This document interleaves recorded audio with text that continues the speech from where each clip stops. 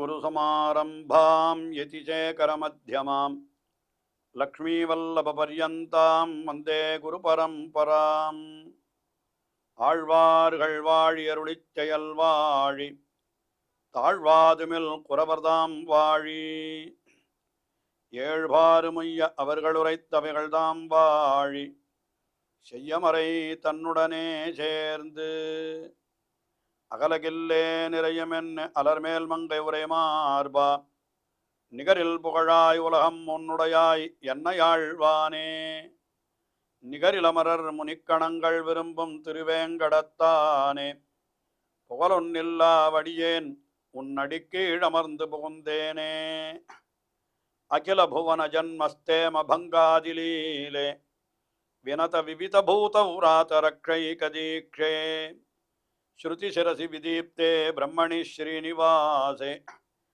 பவத்து மம பரஸ்மின் சேமுழி பக்திரூபா யோ நித்யமச்சுதபதாம்புஜயுக்மருக்மவ்யாமோகதஸ்ததிதராணி திருணாய மேனே அஸ்மத்குரோர்பகவதோஸ்ய தயைகசிந்தோः ராமானுஜஸ்ய சரணௌ சரணம் பிரபத்யே. ஸ்ரீமான் வெங்கடநாதார்ய கவிதார்க்கிககேசரி வேதாந்தாச்சார்யவர்யோ மே சந்நிதத்தாம் சதா ஹிருதி. யதிராஜ சப்ததி என்கிற பெயரிலே ஒரு ஸ்தோத்திரத்தை வேதாந்த தேசிகன் அருளி செய்திருக்கிறார். அதாவது ஸ்ரீ ராமானுஜர் யதிராஜர் என்று போற்றப்படுகின்ற ஸ்ரீ ராமானுஜரை குறித்து 70க்கும் மேற்பட்ட ஸ்லோகங்கள் கொண்ட ஸ்தோத்திரம் இது. இந்த ஸ்தோத்திரத்திலே ஸ்ரீ ராமானுஜருடைய பெருமை பலவாறு நமக்கு எடுத்துரைக்கிறார். அதில் இப்பொழுது 63வது ஸ்லோகத்தை நாம் பார்க்கிறோம். கீழே 62வது ஸ்லோகத்திலே ஒரு அற்புதமான அர்த்தத்தை தெரிவித்தார். கடலிலிருந்து தண்ணீரை பருகுகின்ற மேகமானது நமக்கு மலை மீதிருந்து வந்து தண்ணீரை பொழிந்து நம்மை வாழ்விக்கிறது. அதுபோல காஞ்சிபுரத்திலே எழுந்தருளியிருக்கிற தேவாதிராஜன் அவன் மலை மீது எழுந்தருளியிருக்கிற ஒரு மேகம் போலே கரிசைல கிருஷ்ண ஜலதி என்று சொல்லுகிறார். கரிசைலம் என்று சொல்லப்படுகின்ற அந்த யானை மேலே இருக்க, அதாவது யானை மலை, அதாவது அத்திகிரி, அதன் மேலே இருக்கக்கூடிய கிருஷ்ண ஜலதி. கிருஷ்ண ஜலதினா மேகம் எவ்வளவுக்கு எவ்வளவு கருமை நிறைத்த உடையதாக இருக்கிறதோ அவ்வளவுக்கு அவ்வளவு நமக்கு தண்ணீரும் அதிகமாக பொழியும் அல்லவா. அதனால அது கிருஷ்ண ஜலதி என்று சொல்லி அந்த கிருஷ்ண ஜலதி தண்ணீரை பருகிற்று. எந்த தண்ணீரை என்று கேட்டால் கடலிலிருந்து தண்ணீரை பருகிற்று. என்ன கடல் என்று கேட்டால் தயாம்புநிதி என்று அந்த எம்பெருமானை, அதாவது ஸ்ரீ ராமானுஜரை தயாம்புநிதி என்று சொல்லுகிறார். தயைக சிந்து என்று சொல்லப்பட்டவர் அல்லவா. அவரும் ஒரு கடல், தயை என்கிறதுக்கு கடல் போல இருக்கிறவர். அவராலே கொடுக்கப்பட்ட தீர்த்தத்தை தேவபெருமாள் ஏற்றுக்கொண்டார் என்பது அவருடைய சரித்திரத்திலே சொல்லப்பட்டிருக்கிறது. அதாவது சாலை கிணற்றிலிருந்து தீர்த்தம், அது நான் ஏற்கனவே தெரிவித்தேன். அதனால் அந்த தீர்த்தத்தை பருகின, அதாவது தீர்த்தத்தை கடலிலிருந்து தீர்த்தத்தை பருகின காளமேகம் தண்ணீரை வர்ஷிக்கிறது. எம்பெருமானாராகிற கடல், அதாவது தயைக்கு உண்டான கடல், அப்படிப்பட்ட கடலில் இருந்து பருகின சாலை கிணற்று தீர்த்தத்தை பருகினது காஞ்சிபுரத்தில் இருக்கிற தேவாதிராஜனாகிற காளமேகம். அது என்ன பண்ணுகிறதுன்னு கேட்டா காங்காதிகம் வர்ஷதி, நாம் கேட்பதற்கும் மேலேயே நமக்கு கொடுக்கிறது. மழை அப்படித்தானே, நம்ம இவ்வளவுதான் மழை வேணும் என்று சொன்னாலும் பொழிந்து கொண்டே இருக்கிறதோ இல்லையோ, அதுபோல அப்படியெல்லாம் கொடுக்கிறது.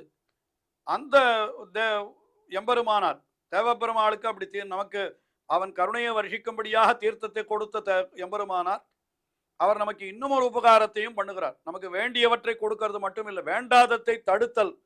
இஷ்ட பிராபணம் மட்டும் போராது, அனிஷ்ட நிவிருத்தி என்று ஒன்று சொல்வார்கள். வேண்டாததையும் விலக்க வேண்டும், அதையும் எம்பெருமானார் பண்ணுகிறார்.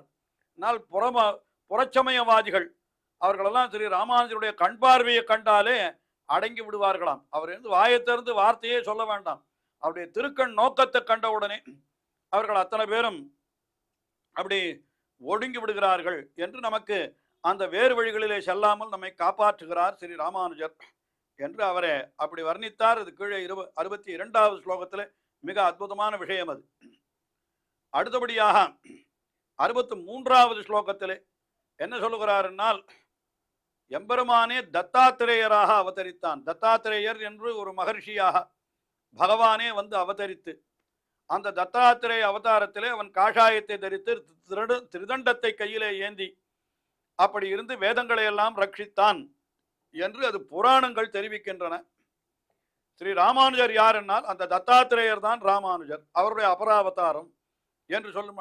அவருடைய அபராவதாரம் என்னால் எம்பெருமானே தான் ஸ்ரீ ராமானுஜர் என்று கூட நாம் சொல்லலாம். அப்படிப்பட்ட ஸ்ரீ ராமானுஜருடைய நூல்களை நாம் வாசிப்பதனாலே அவருடைய புகழ் உலகெல்லாம் பரவுவது மட்டுமல்ல, நம்முடைய புகழ் அதுவும் உலகெல்லாம் பரவுகிறது என்று மிக அற்புதமான விஷயத்தை இந்த 63வது ஸ்லோகத்திலே தெரிவிக்கிறார்.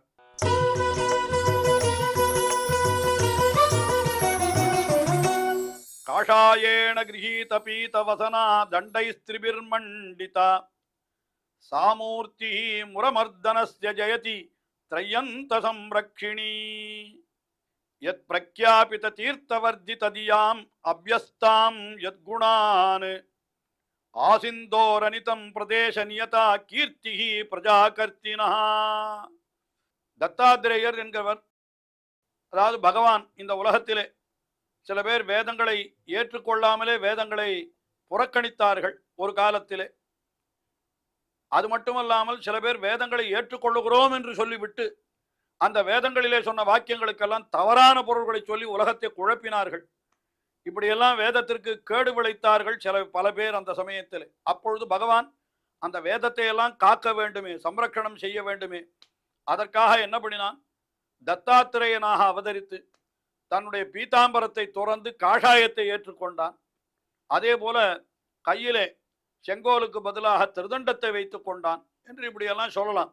அதை அப்படியே சொல்ற. காஷாயேன கிரகீத பீதவசனா, காஷாயேன காஷாயத்தினாலே செய்யப்பட்ட பீதாம்பரத்தை உடையவனாய்.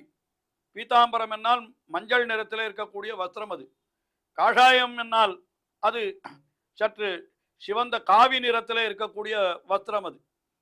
அந்த சமயத்தில் அப்படி காஷாயேன கிரகீத பீதவசனா, பீதாம்பரத்தை காஷாயமாக செய்து கொண்டான். அப்புறம் தண்டைஹி திரிபிஹி மண்டிதா, கையில 3 தண்டங்கள், அதான் சிற்றையிற்று முற்றல் மூங்கில் 3 தண்டர் ஒன்றினர் என்று திருமழிசையாழ்வாரும் அருளி செய்கிறார்.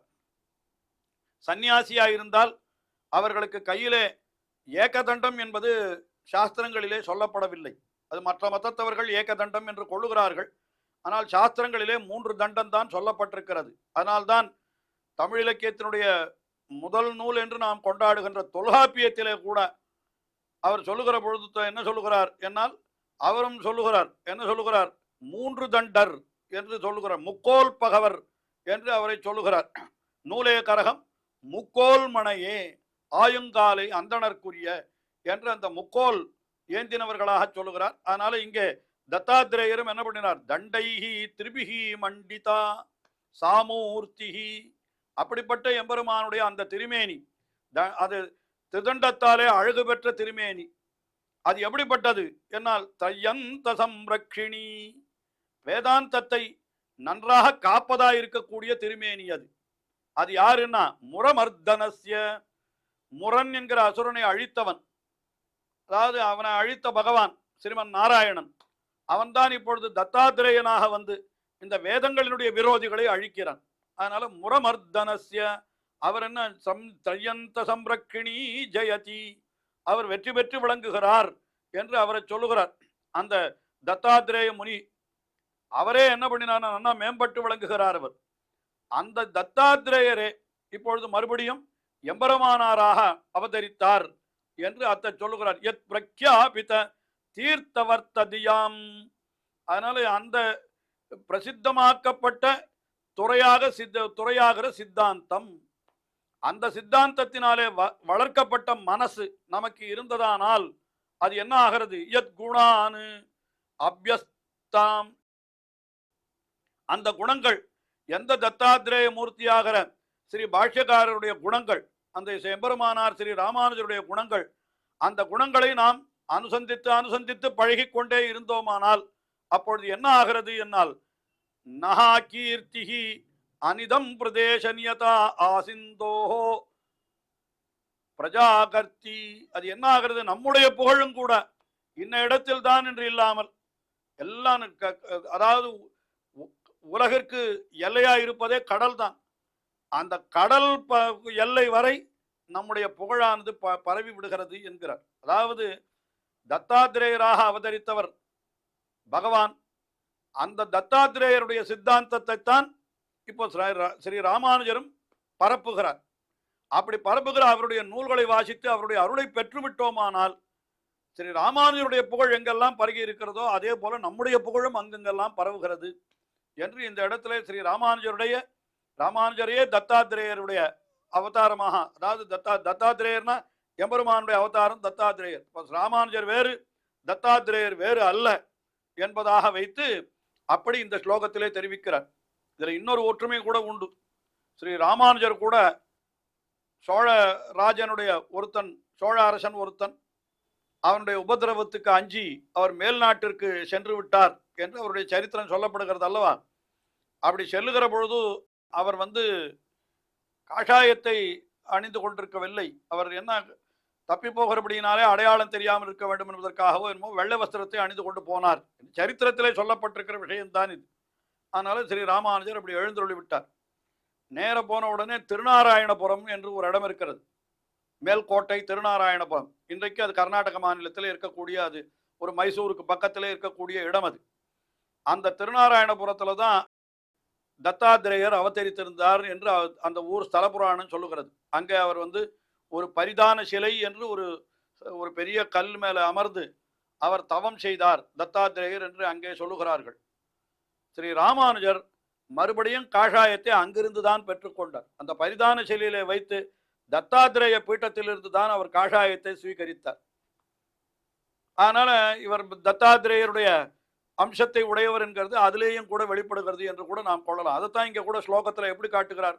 காஷாயேன கிரகீத பீத வசனா தண்டை திரிபிர் மண்டிதா சாமூர்த்திஹி முரமர்தனஸ்ய சாமூர்த்திஹி.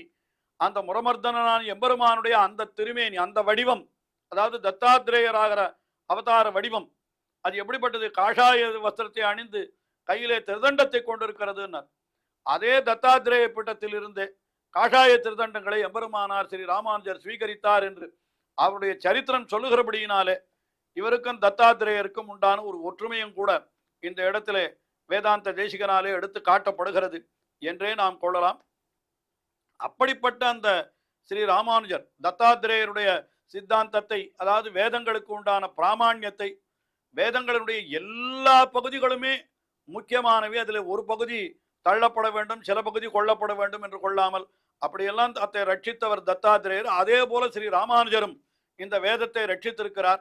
ஆகினாலே அப்படிப்பட்ட ஸ்ரீ ராமானுஜருடைய குணங்களை நாம் அனுசந்தித்து பழகினோமானால் என்ன ஆகும் என்னால் நம்முடைய புகழும் கூட உலகெங்கும் பரவிவிடும். அதில் எந்தவித சந்தேகமும் கிடையாது. ஸ்ரீ ராமானுஜருடைய அருளாலே நமக்கும் கூட அவரை போன்ற புகழ் கிடைக்கும் என்பது போலவே இந்த ஸ்லோகத்திலே மிக அழகாக வேதாந்த தேசிகர் அருளி செய்கிறார். ஆக தத்தாத்திரேயருடைய புகழ் உலகெங்கும் பரவி இருக்கிறது. தத்தாத்திரேயருடைய அபராவதாரம் போலே இருக்கிறவரான, அவர் அம்சபூத்தர் போலே இருக்கிறவரான ஸ்ரீ ராமானுஜருடைய புகழும் நாற்றிசையும் கொண்டாடும் நாள் என்று சொல்லப்பட்டபடி எல்லா திக்குகளிலும் அவருடைய புகழும் பரவி இருக்கிறது. அப்படிப்பட்ட ஸ்ரீ ராமானுஜருடைய குணங்களை அனுசந்தித்து அவருடைய நூல்களையும் வாசித்து நாம் ஞானம் பெற்று விட்டோமானால் அவருடைய அடியவர்களுடைய புகழும், அப்படி இருக்கக்கூடிய அடியவர்களுடைய புகழும் உலகெங்கும் பரவிவிடும் என்று மிக அற்புதமாக இந்த ஸ்லோகத்திலே வேதாந்த தேசிகன் தெரிவித்தருளுகிறார். தொடர்ந்து அனுபவிப்போம். ஸ்ரீயக்காந்தாய கல்யாண நிதயே நிதயேர்த்தினாம் ஸ்ரீவேங்கட நிவாசாய ஸ்ரீனிவாசாய மங்களம்.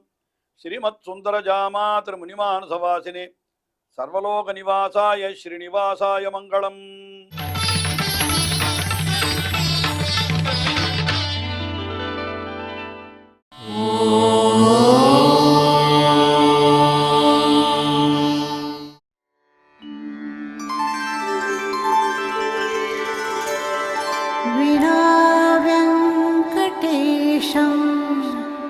ननाथो ननाथः सदा वेङ्कटेशं स्मरामि स्मरामि हरे वेङ्कटेश प्रसीद प्रसीद प्रियं वेङ्कटेश प्रयच्छ प्रयच्छ।